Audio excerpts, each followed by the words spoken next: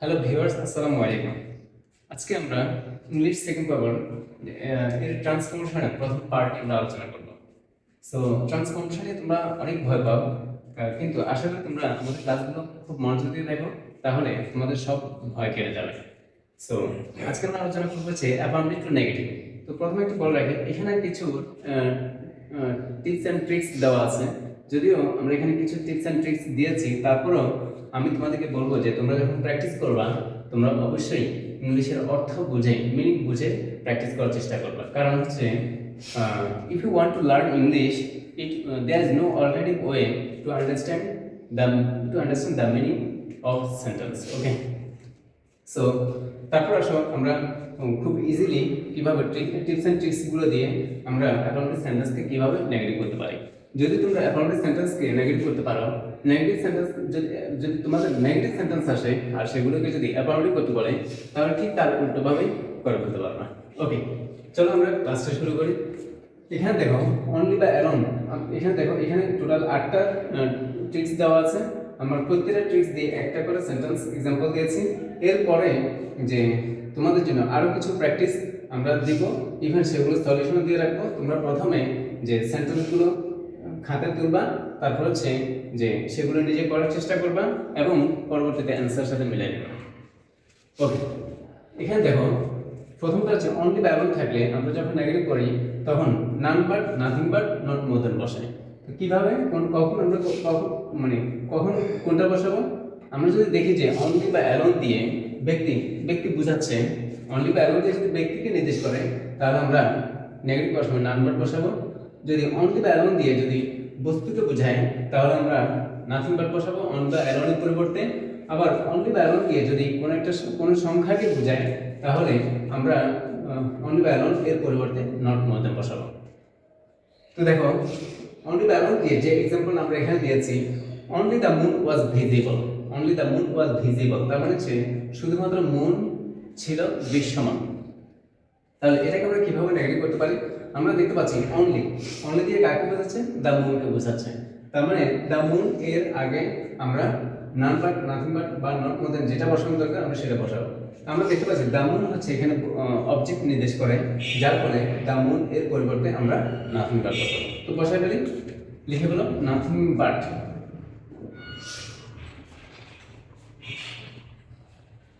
এরপর আসো nothing but the moon was visible, তার মানে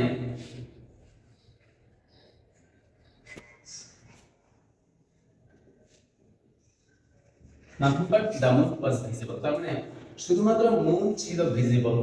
তার মানে আমরা যদি নেগেটিভ করি, নেগেটিভ মিনিংটা এমন হয় যে মুন ছাড়া আর কিছুই ভিজিবল ছিল না। তারপর দুই নম্বর সেন্টেন্স আসো, এখানে মাস্ট আছে। মাস্ট থাকলে আমরা জানি মাস্টের পরিবর্তে ক্যানট বাট অথবা ক্যানট হেল্প বসবে, ক্যানট বাট অথবা ক্যানট হেল্প বসবে। যদি ক্যানট বাট বসাই এরপরে ভার্ব ওয়ান হয়, আর যদি ক্যানট হেল্প বসাই তারপরে ভার্ব ওয়ান এর সাথে আইএনজি যোগ করতে হয়। তো আসলে ক্যানট মাস্ট দিয়ে যে সেন্টেন্সটা আমাদের এখানে দেওয়া আছে, you must obey your parents, তার মানে you must obey your teachers, তার মানে তোমরা অবশ্যই তোমাদের টিচারদেরকে মান্য করবে, তোমাদের টিচারদেরকে মান্য করবে। তাহলে এখানে মাস্ট দ্বারা কি বোঝায়? বাধ্যকতা বোঝায়। তার মানে তোমরা টিচারদেরকে মান্য করতে বাধ্য। তাহলে এটা নেগেটিভ সেন্টেন্সটা কেমন হতে পারে? ইউ, তার মানে তোমরা টিচারদেরকে মান্য না করে পারো, তোমরা টিচারদেরকে মান্য না করে পারো। এই যে মান্য না করে পারো না, এটা তারা বাধ্যবাধকতা বোঝায়। আর মান্য না করে পারো না, তার মানে এটার ইংলিশ হচ্ছে ক্যানট বাট অথবা ক্যানট হেল্প। তো আমরা যদি ক্যানট বাট দিয়ে করি, দেখো ইউ মাস্টের পরিবর্তে কি করবে? মাস্টের পরিবর্তে আমরা ক্যানট বাট বসাবো। ইউ ক্যানট বাট obey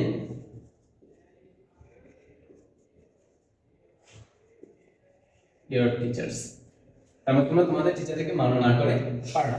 আর যদি ক্যানট হেল্প দিয়ে করো তাহলে সেন্টেন্সটা কেমন হবে তাও একটু বলে দিই। ক্যানট হেল্প দিয়ে যদি করো তাহলে ইউ ক্যানট হেল্প, আর অবের সাথে কি হবে? অবের সাথে আইএনজি যোগ হয়ে যাবে। You can't help obey your teachers. Okay, you can't help obeying your teachers.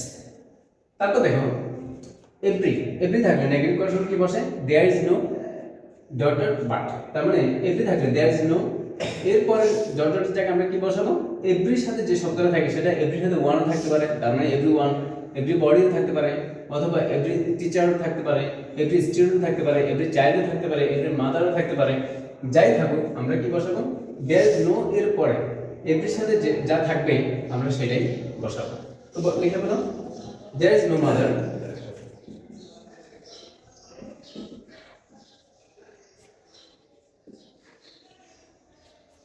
তারপর দেখো there is no there is no every rose, there is no, তার মানে there is no rose, যেটা এখানে এর সাথে রোজ আছে আমরা there is no rose লিখব। এরপর দেখো তারপর বাট করবে, লিখবে হলো বাট has, বাকি অংশটা লিখে বলো, বাট লেখার পরে তারপর বাকি অংশটা লিখে বলো has a thorn, তার মানে প্রত্যেক গোলাপে কাঁটা আছে, তারপরে এমন কোনো গোলাপ নেই যার কাঁটা নেই, অর্থাৎ কাঁটা ছাড়া কোনো গোলাপ নাই। এরপর দেখো 4 নম্বর সেন্টেন্সটা, 4 নম্বর ট্রিক্সটা দেখো, বোথ ডটেড এন্ড অথবা এন্ড, অর্থাৎ যেখানে বোথ থাকে, বোথ আর এন্ড এর মাঝখানে কিছু একটা থাকতে পারে, অথবা বোথ ডটেড এন্ড এর জায়গায় শুধুমাত্র এন্ডও থাকতে পারে। তাহলে আমরা তখন ওই ধরনের সেন্টেন্সকে আমরা কি করব, নেগেটিভ করার সময় not only dotted but also করবে। তাহলে not only dotted but also, both dotted and মানে দুটো জিনিস উভয় বোঝাচ্ছে, আর not only but dotted but also দ্বারা কি বোঝায়, শুধুমাত্র এটা নয় ওটাও, এরকম। তাহলে দেখো এখানে বোথ ডটেড এন্ড দিয়ে আমরা একটা সেন্টেন্স দিয়েছি, Rabindranath was both a poet and a philosopher, তার মানে রবীন্দ্রনাথ কি ছিলেন, একজন কবি এবং একজন ফিলোসোফার, দুটোই ছিলেন, মানে উভয় ছিলেন। তাহলে এখানে বোথটা না দিয়ে যদি এরকম দিল Rabindranath was a poet and a philosopher, তাহলে কিন্তু সেন্টেন্সটা ক্লিয়ার হয়ে গেল। তো বোথ ডটেড এন্ড দিয়েও থাকতে পারে, আবার শুধুমাত্র এন্ড দিয়েও থাকতে পারে। তখন ওই ধরনের সেন্টেন্সকে, তারপরে রবীন্দ্রনাথ কি ছিলেন, শুধুমাত্র কবি ছিলেন না, যদি আমরা নেগেটিভ করি রবীন্দ্রনাথ কি ছিলেন, শুধুমাত্র কবি ছিলেন না, তিনি একজন কি ছিলেন, ফিলোসোফার ছিলেন। তাহলে এটাকে আমরা কিভাবে লিখতে পারি, বোথের জায়গায় আমরা কি লিখবো, বোথের জায়গায় আমরা নট অনলি লিখবো, এবং এন্ড এর জায়গায় আমরা কি লিখবো, বাট অলসো লিখবো। আর যদি বোথ না থাকে তাহলে প্রথমটার আগে নট অনলি আর এন্ড এর জায়গায় বাট অলসো লিখে বলবো। তো লিখুন,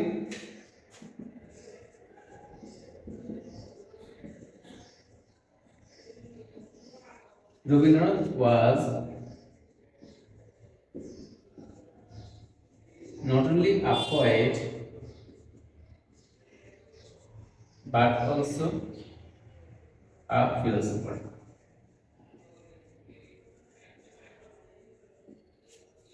আচ্ছা, এরপর দেখো 5 নম্বর সেন্টেন্স ট্রিক্সটা, as soon as always থাকলে নেগেটিভ করার সময় কি বসে, নেভার বসে, প্লাস অপোজিট ওয়ার্ড, অর্থাৎ মূল যে শব্দটা থাকে সেই শব্দের অপোজিট ওয়ার্ড বসে। তাহলে দেখো এটা দিয়ে একটা সেন্টেন্স দেখো, we shall always do respect our parents, তার মানে আমরা সবসময় আমাদের প্যারেন্টসদেরকে কি করব, সম্মান করব। এটা দ্বারা কি বুঝায়, আমরা সবসময় সম্মান করব, তার মানে আমরা কখনোই কি করব না, অসম্মান করব না। তাহলে কখনোই করব না, কখনোই না ইংলিশ হচ্ছে নেভার, তার মানে অলওয়েজ থাকলে নেগেটিভ করার সময় ঠিক উল্টোটা, অর্থাৎ নেভার বসাবো। আর আমাদের মূল শব্দটা আছে এখানে কি, রেসপেক্ট, সম্মান করা, তার মানে তার অপোজিট ওয়ার্ড হচ্ছে কি, অসম্মান করা, অপোজিট ওয়ার্ডটা আমরা বসাবো। তাহলে লিখে বললাম, we shall never disrespect, respect এর অপোজিট ওয়ার্ড হচ্ছে ডিসরেসপেক্ট,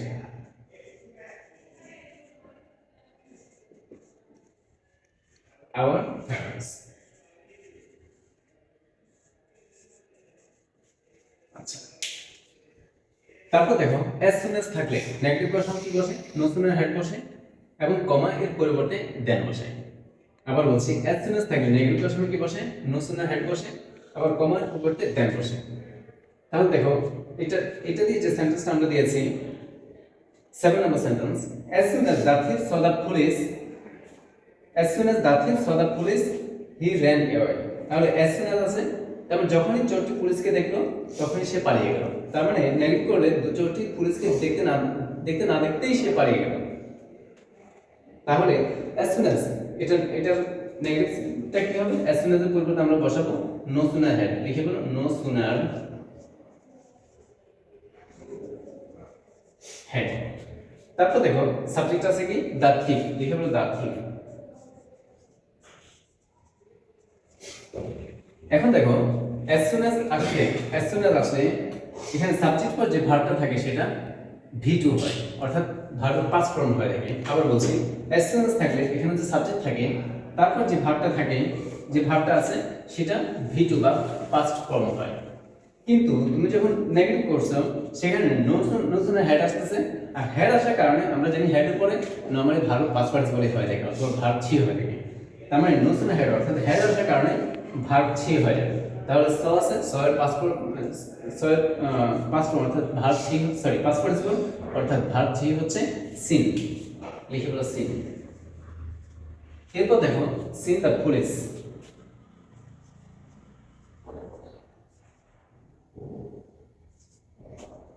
এরপর দেখো কমা, একটা কমা আছে, তো আমি যখন নেগেটিভ করব তখন কমা এর পরিবর্তে কি বলবে? দেন বলবে, লিখে বলো দেন। দেন তারপর বাকি অংশটা লিখে বলো হি র্যান অ্যাওয়ে।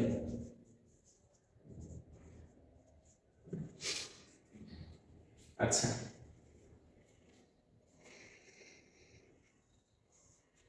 তারপর দেখো 7 নম্বর ট্রিক্স, সুপারলেটিভ ডিগ্রি থাকলে অর্থাৎ অ্যাবাউট সেন্টেন্সে যদি সুপারলেটিভ ডিগ্রি থাকে, আমরা যখন নেগেটিভ করব তখন ন জাতি আমাদেরকে শুরু করতে হবে। ইভেন সুপারলেটিভ ফর্মে আমাদের কি হবে? পজিটিভ ফর্মটা আমাদেরকে ইউজ করতে হবে।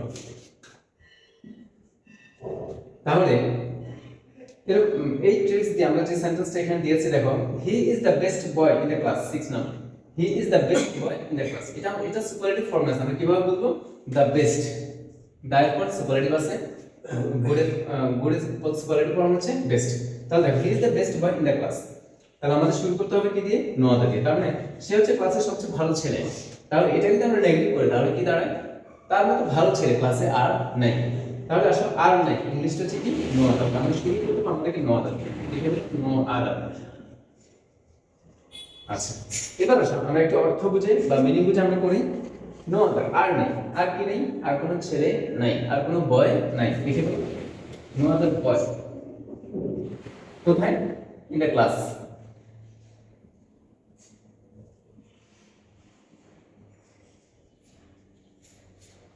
এরপর দেখো কেন আমরা বলছি যে he is the best boy in the class, সে ক্লাসে সবচেয়ে ভালো ছেলে। তার মানে তার মতো ভালো ছেলে ক্লাসে আর নেই।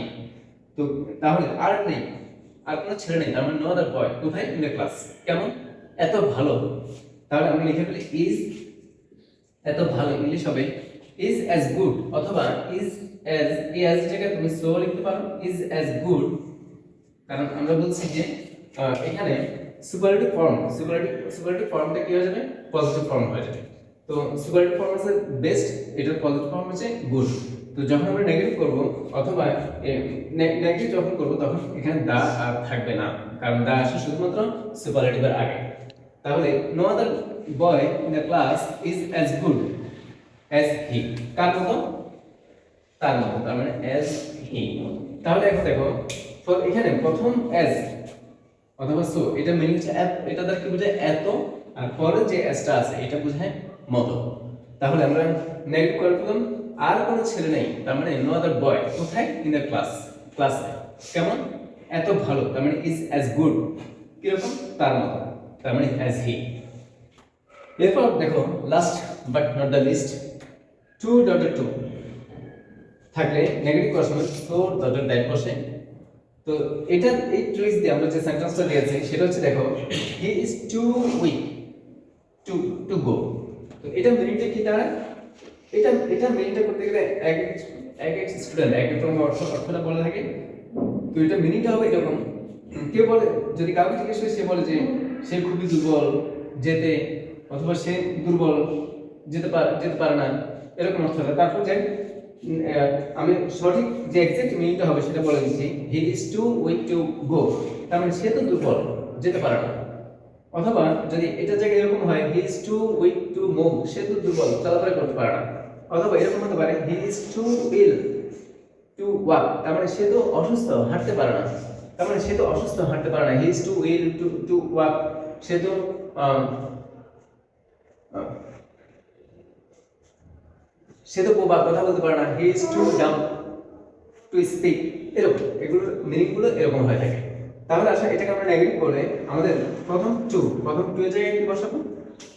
T double. টু এর জায়গায় আমরা বসাবো সো, আর পরে যে টু, এই টু এর জায়গায় আমরা বসাবো দ্যাট।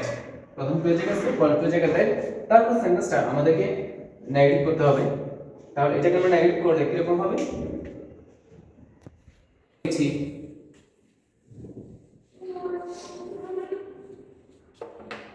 লিখে বললাম he is too weak to, sorry he is too weak to go, তার মানে সে তো দুর্বল, যেতে পারে না। তো তাহলে এটা নেগেটিভটা কিরকম হবে? যে সে এত দুর্বল যে সে যেতে পারে না। সে এত দুর্বল যে সে যেতে পারে না। তাহলে হি ইজ সো উইক, আর পরে টু এর পরিবর্তে আসবে দ্যাট, তার মানে দ্যাট হি যেতে পারে না, তার মানে হি ক্যান নট গো। তাহলে প্রথম টু এর পরিবর্তে আসছে দ্যাট, পরে টু এর পরিবর্তে আসছে, সরি প্রথম টু এর পরিবর্তে আসছে সো, আর পরে টু এর পরিবর্তে আসছে দ্যাট। অর্থাৎ টি ডাবল এর পরিবর্তে আসছে সো, আর টি ও এর পরিবর্তে আসছে দ্যাট। আর যদি এখানে এটা পাস্ট ফর্ম থাকতো, অর্থাৎ ইজ এর জায়গায় যদি ওয়াজ থাকতো, তাহলে আমরা এখানে কি করতাম? ক্যান এর জায়গায় কোড দিয়ে দিতাম, তাহলে নেগেটিভ হয়ে যেত। তো এই হলো টোটাল। এখানে আমরা 8টা ট্রিক্স দিয়েছি, 8টা ট্রিক্স দিয়ে 8টা সেন্টেন্স আমরা দেখাইছি। আর এরপরে তোমাদেরকে অনেকগুলো এক্সাম্পল দেওয়া হবে এবং সেগুলো সলিউশন পরের পেজে দেওয়া হবে। তখন দেখবা তোমরা সেন্টেন্সগুলো প্রথমে তুলবা, তারপর সেগুলো অনুসারে প্র্যাকটিস করবা। আজকের ক্লাস এই পর্যন্তই। অনেক ধন্যবাদ ভিডিওটা দেখার জন্য।